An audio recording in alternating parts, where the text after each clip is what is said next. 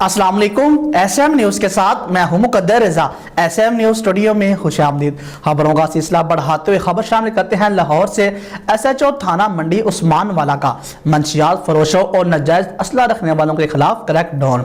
मंडी उस्मान वाला पुलिस की कार्रवाई से मोहम्मद मुश्ताक वल्द अब्दुल सत्तार और चालू भट्टी समेत 40 लीटर शराब बरामद। इसी हवाले से बात करेंगे ब्यूरो चीफ बाबर भट्टी से। जी बाबर, आगाह कीजिएगा इस हवाले से। हाँ जी, एसएचओ थाना मंडी उस्मान वाला का मंशियात फरोश और नाजायज असला रखने वालों के खिलाफ क्रैकडाउन। मंडी उस्मान वाला पुलिस की कार्रवाई।